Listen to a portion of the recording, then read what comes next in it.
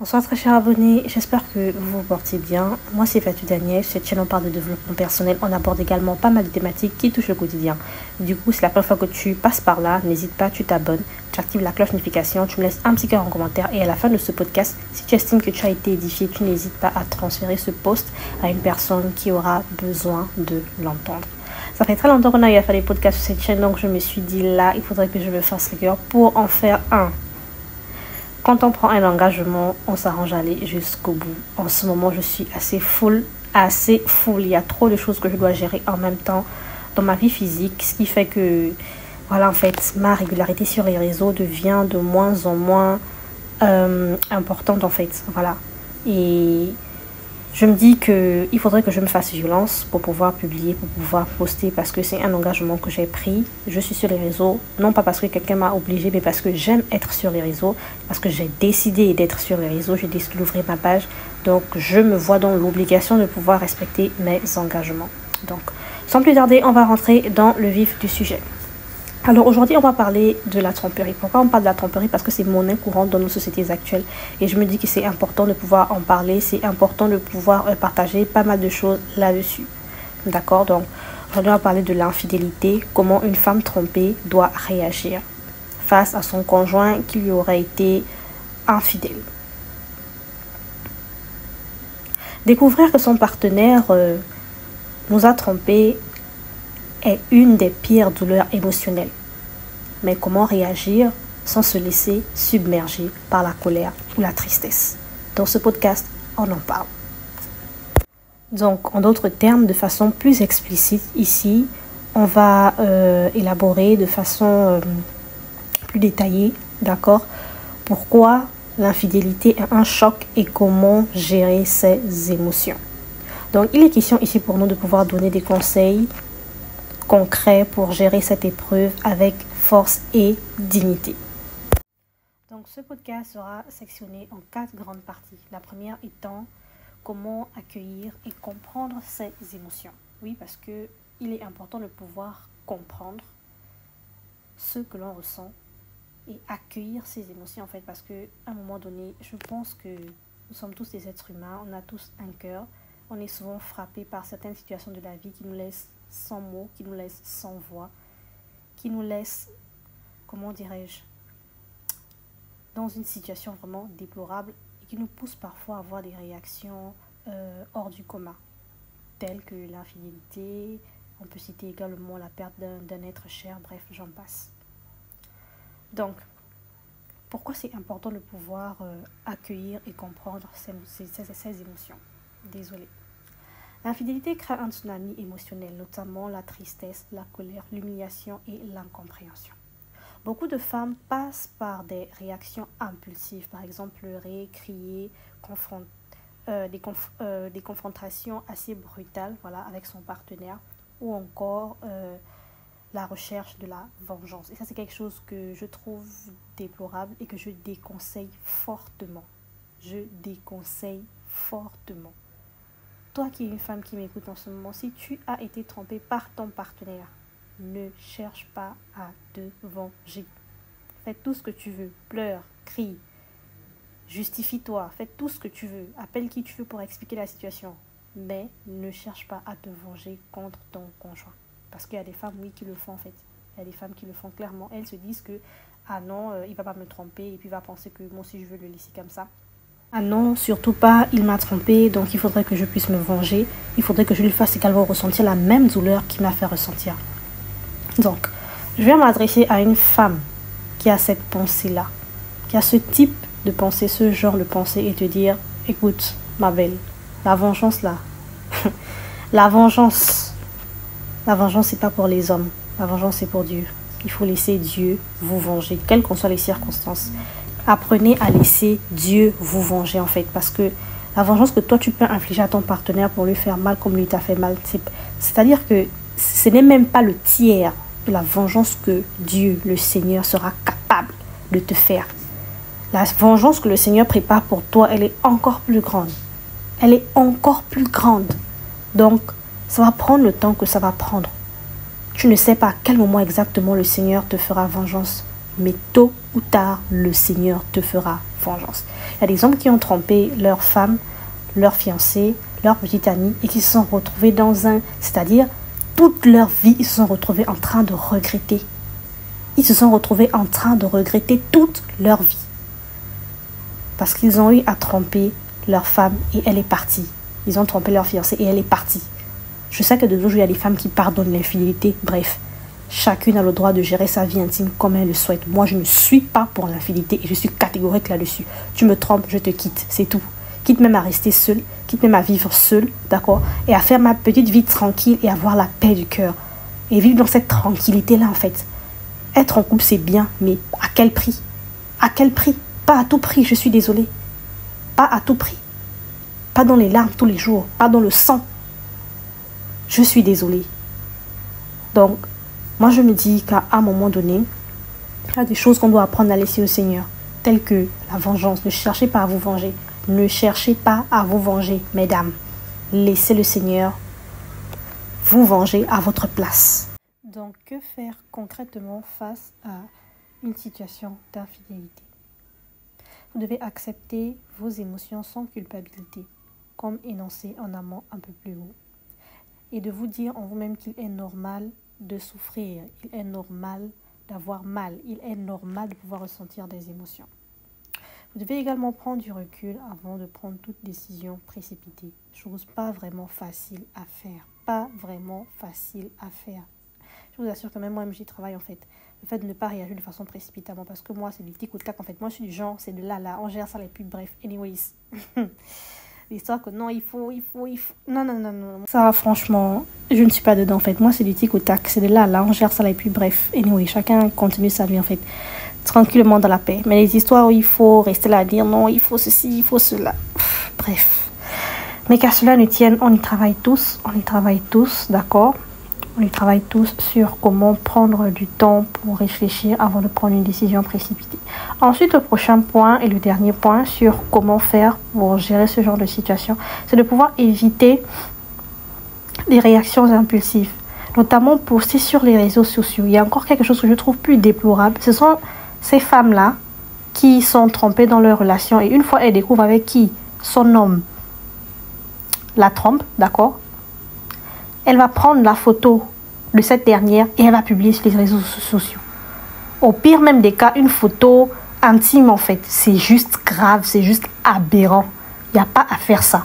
Ton homme là qui t'a trompé là, c'est un adulte majeur et vacciné. Même si c'est la femme là, même si c'est cette dernière qui lui a fait des avances. Même si c'est cette dernière qui lui a fait des avances, c'est un adulte. Il pouvait refuser. Il a accepté. Pourquoi? Pourquoi il s'est laissé faire? Pourquoi il s'est laissé aller? Parce qu'il était intéressé. Donc, à un moment donné, il faut arrêter, en fait. Il faut arrêter d'aller vous en prendre aux pauvres dames. Bon, je ne vais pas dire pauvres dames parce qu'elles aussi, elles y sont pour quelque chose.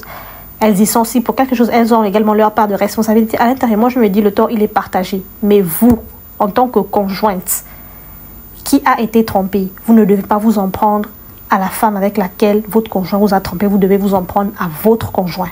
Votre mari, votre époux, votre fiancé, votre petite amie, c'est à lui avec qui vous devez vous en prendre, pas à elle en fait. Maintenant, comment ça se fait maintenant que toi, tu vas maintenant prendre la photo de la pauvre dame, pire même encore une photo intime, tu vas maintenant publier ça, l'unité sur les réseaux, non mais c'est juste pas possible, il n'y a pas à faire ça.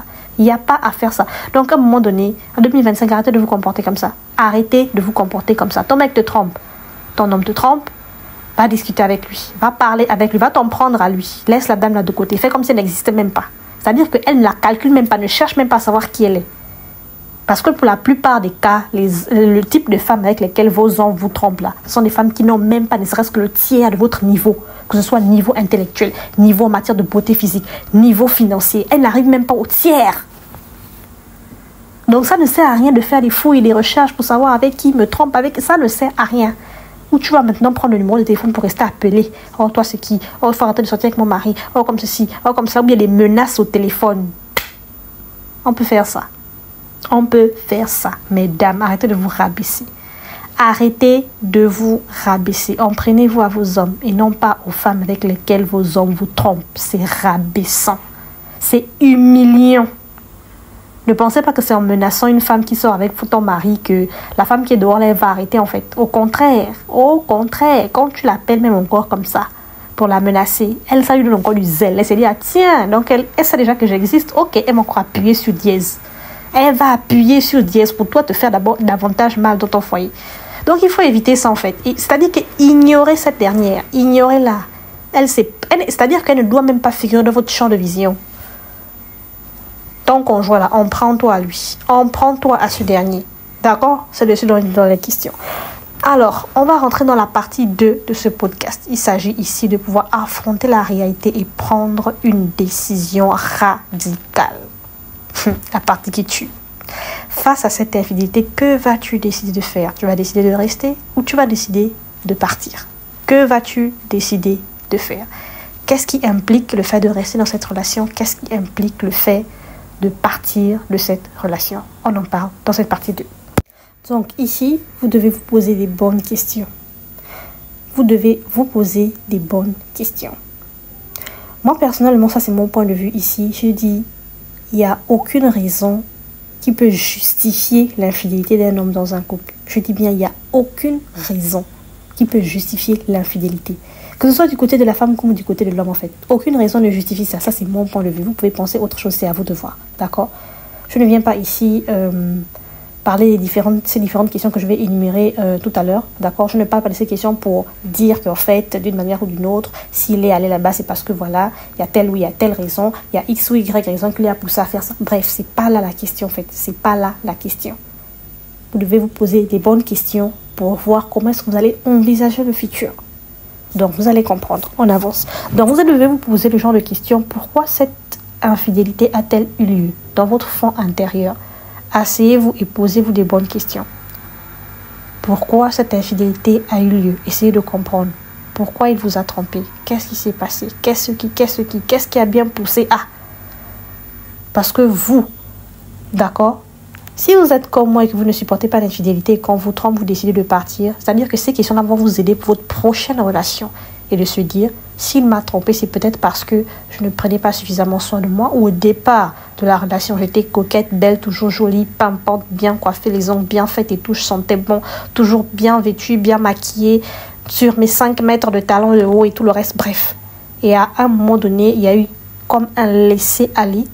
Il y a eu comme un laisser-aller de ma personne à un point où je ne prenais plus soin de moi. Et du coup, lui, c'est-à-dire que comme à la base, c'est une personne. C'est-à-dire, vous savez que votre conjoint, votre homme, c'est quelqu'un qui est beaucoup attiré par des femmes coquettes qui prennent soin d'elles, voilà. Et dans la mesure où vous êtes laissé aller, il a commencé à être intéressé à ce qui se passe dehors. D'accord? Ça peut être une raison, comme il peut y avoir plusieurs autres raisons. C'est-à-dire que c'est pas pour justifier son infidélité, mais ce sont des questions que vous vous posez en vous-même qui vont vous aider pour votre relation future. Donc, à partir de là, une fois que vous avez trouvé la raison, vous devez vous dire, dans ma prochaine relation, comment est-ce que je dois faire les choses pour améliorer? Comment je dois me comporter pour m'améliorer? Parce qu'à la fin de la journée, on acquiert de la sagesse et de la connaissance avec les erreurs que nous faisons, en fait. Si, en réalité, ça c'est un truc que moi j'ai compris, on se lamente souvent, oh non, j'ai fait telle erreur, j'ai fait telle chose, je n'aurais pas dû, tu te lamentes, tu te morfonds et tout, tu as mal et tout le reste. Tu te dis, mais comment est-ce que j'ai pu faire ça? Pourquoi est-ce que j'ai pu faire ça? Comment j'ai pu faire une erreur pareille?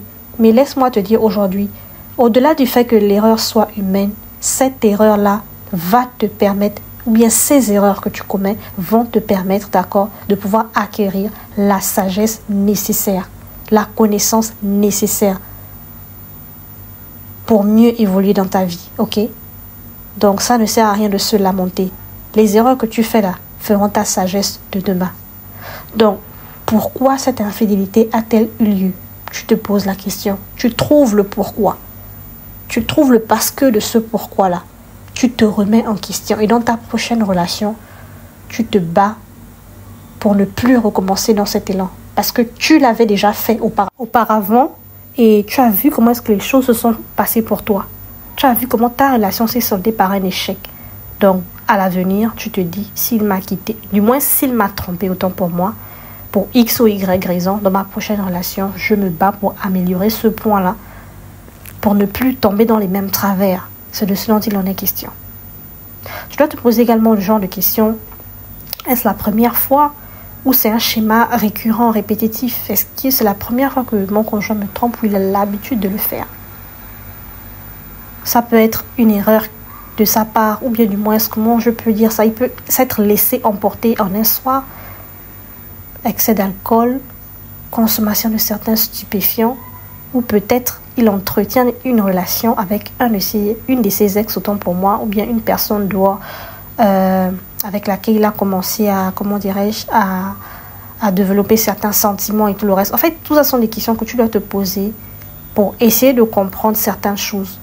Ces choses-là vont t'aider pour la suite. Ça va t'aider toi pour la suite en fait. Donc, autre question que tu dois également te poser, mon partenaire reconnaît-il ses torts ou cherche-t-il à minimiser ses actions? Parce que ça également, il y a l'attitude qui en dit beaucoup. L'attitude en dit beaucoup. Honnêtement, l'attitude de votre partenaire en dit beaucoup. Comment est-ce qu'il se comporte? Il sait qu'il a fait quelque chose de pas bien. Est-ce qu'il cherche à se faire pardonner? Est-ce qu'il cherche à présenter ses excuses? Est-ce qu'il reconnaît qu'il a tort? Est-ce qu'il cherche à arranger les choses? Ou est-ce qu'il minimise la situation? Pourtant, il sait qu'au fond, ça vous fait mal. Ça également, c'est quelque chose c'est-à-dire que c'est une question qui va vous permettre de savoir si en réalité, la personne en face vous aime véritablement ou pas. C'est une erreur, c'est-à-dire que c'est une question, tant pour moi, qui va vous permettre de pouvoir déterminer avec qui vous avez passé autant de temps pendant tout ce temps, avec qui vous aviez été.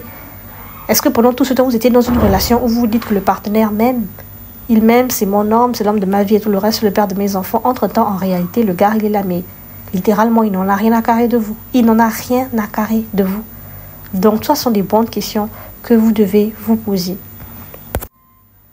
Donc, face à une situation d'infidélité, il y a deux cas de figure qui sont possibles.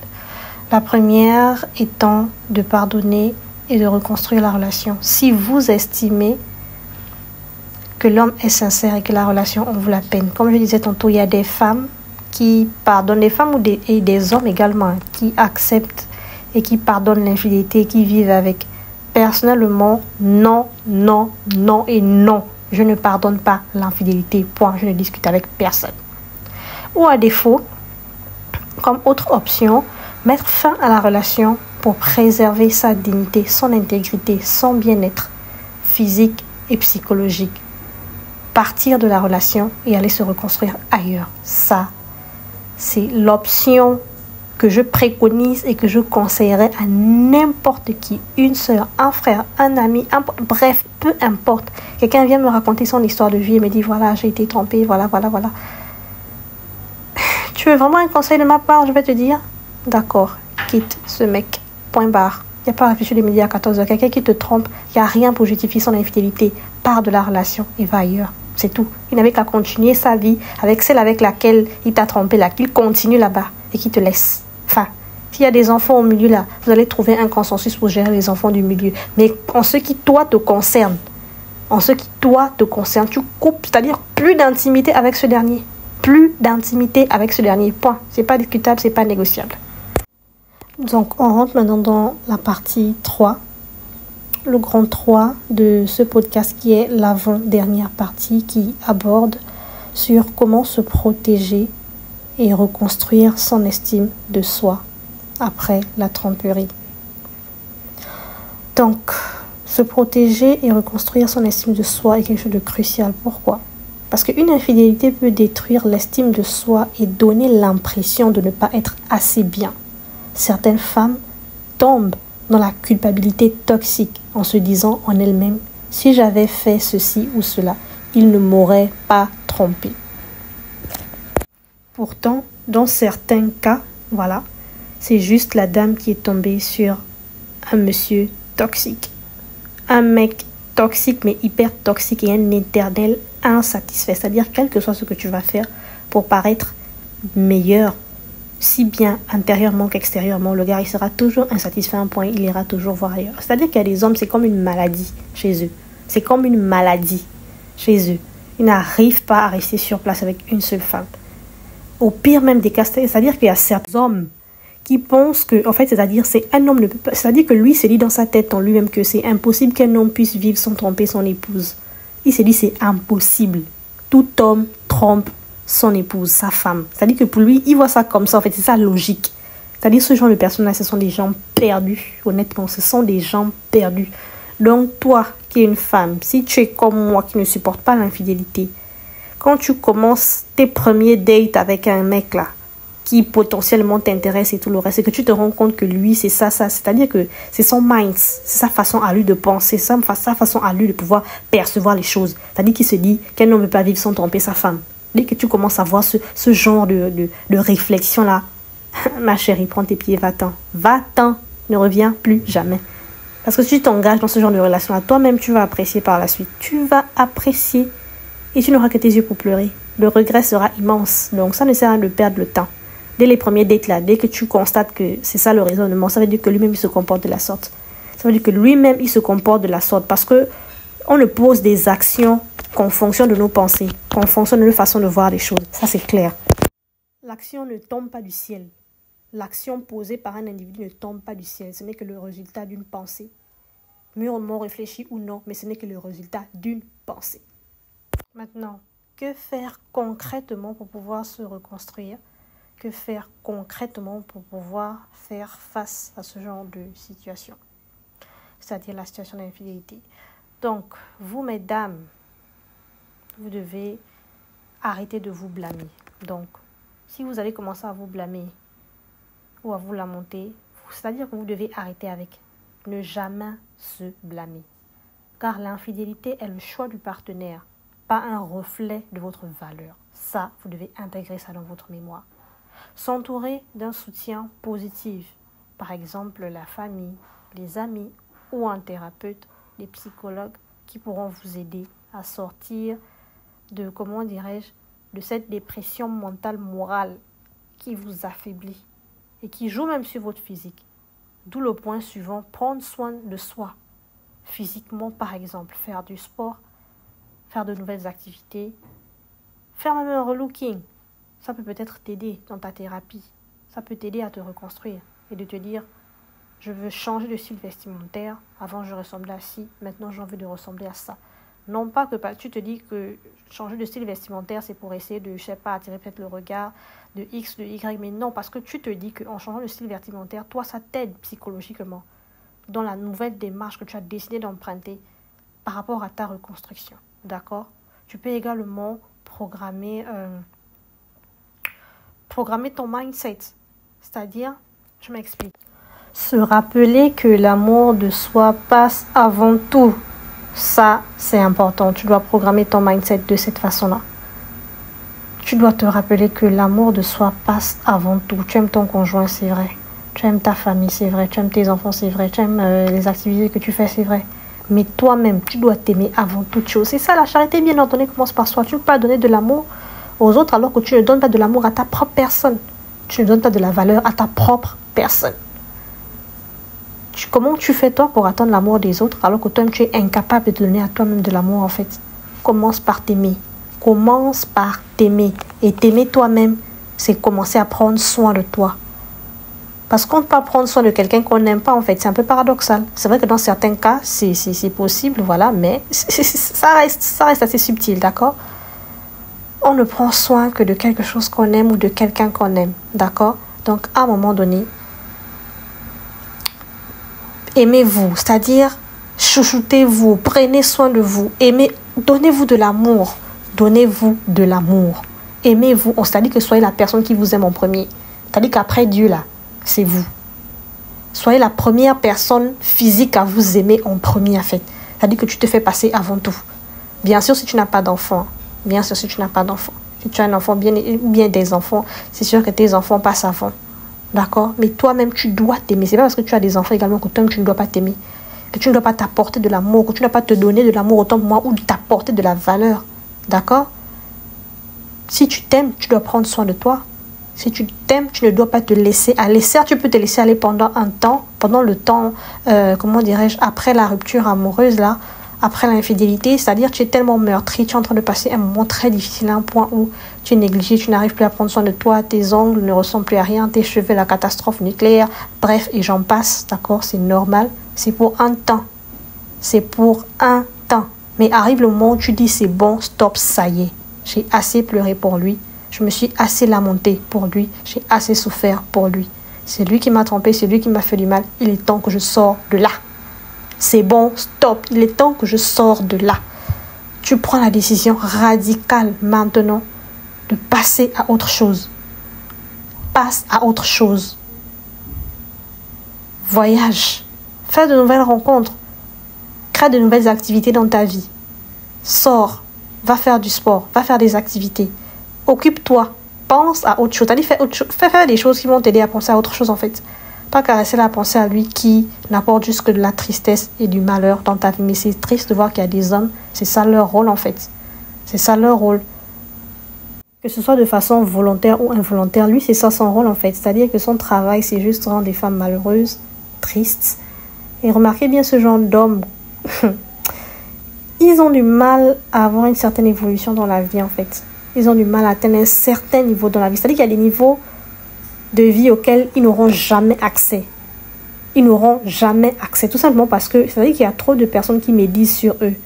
Il y a trop de cœurs meurtris à cause d'eux. Il y a trop de larmes qui coulent à cause d'eux. Il y a trop de sang. De sang qui a coulé à cause d'eux en fait. Ils n'atteignent pas un certain niveau de vie par rapport aux choses médiocres, les négativités qu'ils accumulent dans leur vie, n'importe comment en désordre. Bref, on va passer au point suivant. Le dernier point qui est le point 4 sur comment pardonner ou tourner la page. Ou du moins comment pardonner et tourner la page. C'est le 4e et le dernier point.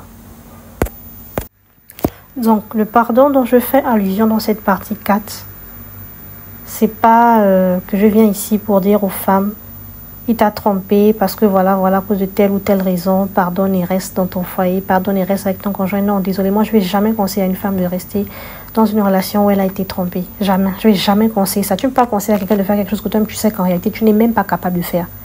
Moi je serais incapable de pardonner la fidélité. Je serais incapable, je suis incapable de pardonner l'infidélité. Et je resterai incapable de pardonner cela. Donc je ne conseille ça à personne. Le pardon dont je parle ici, c'est-à-dire, c'est un pardon interne. C'est un pardon interne. C'est-à-dire, tu te dis en toi-même. C'est vrai que sur le coup, tu ne vas pas nécessairement pardonner du coup en fait. Mais le pardon, c'est un processus. Le pardon également, il est divin. D'accord? Il y a des pardons qui se font sur le court, le long, ou le court, le moyen ou le long terme, autant pour moi. D'accord? Par rapport au niveau de mal qu'on a pu t'infliger, ça va prendre le temps que ça va prendre. Mais tu dois te dire que je puisse trouver la force un jour de pouvoir pardonner à ce type ce qu'il a eu à me faire, à ce monsieur ce qu'il a eu à me faire. Tu pardonnes au fond de toi, tu tournes la page et tu avances. C'est de ce dont il en est question. Parce qu'il est bien de pouvoir pardonner aussi aux gens pour ne pas avancer avec rancune en fait. Mais je pense que j'ai fait une vidéo sur ma chaîne où je parlais tantôt de la rancune, où la rancune crée un blocage dans vos vies. Évitez d'avancer dans la vie avec la rancune dans vos cœurs vis-à-vis des personnes en fait. C'est-à-dire, toi, tu m'as fait du mal, je décide de te pardonner, je te pardonne, je ne te garde aucune rancune ou aucun mal, mais c'est bon. La relation avec toi, c'est bon, ça s'arrête là. Que ce soit en amitié ou en amour ou quoi que ce soit, bref. Tu décides dans ton fond de pardonner et de passer à autre chose. Pardonner, c'est arrêter de garder rancune à la personne. Pardonner, c'est, comment dirais-je, de voir la personne en face et de ne rien ressentir de négatif dans ton cœur. Ça ne signifie pas parce que tu as pardonné, tu vas recommencer la relation, ou si c'était une relation amicale, tu vas te remettre dans cette relation amicale avec cet ami qui t'a trahi, cet ami qui t'a mise dans une situation déplorable, tout simplement parce que, bon, soi-disant, j'ai pardonné, je me remets avec cette copine ailleurs, on continue à faire notre vie ensemble, alors que tu sais que si elle t'a trompé, ou si du moins, si elle t'a mise dans une situation particulière une fois, elle serait également capable de le faire une deuxième fois. Non, c'est pas de ce dont il s'agit. Tu décides de pardonner à cette amie, mais tu ne marches plus avec elle. Tu décides de pardonner à cet homme, mais tu ne continues plus la relation avec ce dernier. Tu pardonnes non pas pour lui faire plaisir, mais pour ton propre bien, parce que tu es consciente au fond de toi que le pardon libère la vie d'un individu. Tu refuses de vivre dans la rancune, tu refuses de vivre dans le non-pardon, parce que tu sais tout simplement que ça va bloquer ta vie, en fait, ça va bloquer ton avenir. Ça va t'empêcher de faire certaines choses parce que tant que tu n'as pas pardonné, tu avances avec un cœur lourd. Et quand ton cœur est lourd, c'est-à-dire que tu n'auras pas assez d'espace dans ton cœur pour pouvoir accueillir, voilà, des choses merveilleuses qui vont t'arriver par la suite. Tu n'auras pas assez d'espace dans ton cœur, dans tes sentiments, dans ton âme, dans ton esprit, pour pouvoir, comment dirais-je, mieux appréhender tout ce qui va se passer par la suite, en fait. Parce que tu seras tout le temps là avec des pensées négatives, en se disant, c'est lui qui m'a trompé, peut-être que ma prochaine relation, lui aussi, peut potentiellement me tromper. Non, non, ce sont les séquelles du non-pardon. Ce sont les séquelles du non-pardon. Quand tu as essayé de le pardonner, tu te dis, c'est arrivé, c'est la vie. Mais en pardonnant, je reste confiante en moi, que je peux tomber sur quelqu'un de bien par la suite. Je reste confiante en moi en me disant que tous les hommes ne sont pas nécessairement des trompeurs, tous les hommes ne sont pas nécessairement des infidèles, d'accord? Tu pardonnes pour ton bien, tu ne pardonnes pas pour faire plaisir à qui que ce soit. Donc à la fin de la journée, c'est de ce dont il s'agit. Et vous devez vous rappeler, chère dame, que quitter une relation toxique, c'est un acte de force, pas un échec. Parce qu'il y a certaines femmes qui se disent ça. Oh non, j'étais mariée. Comment est-ce que les gens vont me voir? Qu'est-ce que les gens vont dire? Les gens vont dire que j'ai échoué mon mariage. Les gens vont dire ci, ils vont dire ça. On n'en a rien à carrer de ce que les gens pensent. Ce n'est pas ces gens-là qui vivent cette relation toxique. Ce n'est pas ces gens-là qui sont toxifiés par la relation que vous vivez en fait. Ils ne vivent pas votre vie à votre place. C'est de votre vie dont il en est question. Si vous sentez que vous n'êtes plus à l'aise, si vous sentez que ça ne va pas, si vous sentez qu'il y a eu trahison, si vous sentez qu'il y a eu infidélité, si vous sentez même qu'il y a un potentiel mort d'homme, vous pouvez vous éloigner. Éloignez-vous. Prenez la décision de quitter cette relation. C'est loin d'être un échec. C'est juste un acte de force qui montre que malgré les difficultés, tu as la capacité de pouvoir prendre des décisions radicales, tourner la page et avancer. C'est de ce dont il s'agit.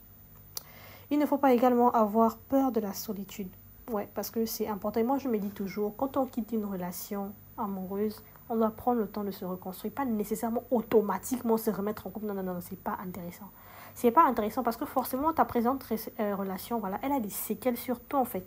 Cette relation a des séquelles sur toi. Tu viens à peine de sortir d'une rupture amoureuse. Prends le temps qu'il te faut. En fonction des dégâts que cette relation a causés dans ta vie, prends le temps nécessaire qu'il te faut pour te reconstruire, pour tout pardonner, pour passer à autre chose, pour faire le vide dans ta tête, pour faire le vide dans ton cœur, en fait. Et quand tu fais le vide, tu deviens quelqu'un de nouveau, tu deviens une nouvelle personne. Donc toi, ça te donne les possibilités, les capacités de pouvoir mieux accueillir la prochaine personne qui va entrer dans ta vie. Parce qu'il rentre dans ta vie, ton cœur, il est léger, ton cœur, il est vide. Tu as un cœur à prendre, en fait. C'est-à-dire que tu as tout l'espace, de ton cœur disponible pour pouvoir accueillir l'amour et pour pouvoir donner l'amour nécessaire dont tu as besoin ton futur conjoint. Est-ce que tu vois un peu? Donc, c'est important de prendre un temps de reconstruction. Ça peut être 1 an, 2 ans, 3 mois, 2 mois, 6 mois, en fonction des dégâts causés par la précédente relation. D'accord? Donc, ne soyez pas pressés de directement, automatiquement vous remettre en couple dès que vous sentez une relation amoureuse toxique. Tout simplement parce que vous voulez fuir la solitude. Non, on ne fuit pas la solitude. On ne fuit pas la solitude. On affronte la solitude. On vit avec et on fait. C'est-à-dire qu'on se met dans les conditions pour être à l'aise dans cette solitude-là. De telle sorte à ce que, c'est-à-dire que vous devez travailler en vous-même de telle sorte à ce que vous soyez à l'aise, non seulement en couple avec un partenaire ou dans la solitude. Donc, ne me dites pas que c'est parce que vous allez être en couple, vous allez être plus heureuse que quand vous serez célibataire ou quoi que ce soit, quand vous serez dans la solitude. Non, de vous sentir à l'aise dans les deux cas de figure. Parce que dans la vie, on ne sait jamais quelles sont les situations auxquelles vous pouvez être confronté. Et pendant ce temps de reconstruction, avant de vous remettre dans une prochaine relation, prenez le temps de vous reconstruire. C'est très, très, très important. Donc voilà en gros ce que j'avais à vous partager pour aujourd'hui en ce qui concerne le comportement d'une dame, d'une femme qui a été trompée par son époux, par son fiancé, bref, en tout cas dans sa relation amoureuse. Donc en conclusion, on peut dire alors en résumé, donc il est important de pouvoir accueillir ses émotions, prendre du recul, protéger son estime de soi et choisir la meilleure option possible pour soi. D'accord? Ensuite, vous devez également vous dire que peu importe la décision que vous avez décidé de prendre, l'importance ou ce qu'il y a de meilleur à l'intérieur est de choisir ce qui est bon pour nous, ce qui est bon pour toi, ce qui est bon pour soi. D'accord? Tu dois te dire que tu mérites le respect et le bonheur. Donc, voilà un peu ce que j'avais en gros à vous partager aujourd'hui concernant l'infidélité. D'accord? Donc, dites-moi en commentaire comment est-ce que vous aurez réagi face à cette situation, c'est-à-dire une situation d'infidélité dans votre couple. Et n'oubliez pas de vous abonner pour d'autres conseils sur des relations, du moins un contenu de ce genre. Pour les personnes qui sont déjà abonnées, merci infiniment pour vos abonnements. C'est vous qui me donnez de la force et de la visibilité. Soyez richement bénis et à la prochaine pour un autre podcast très édifiant.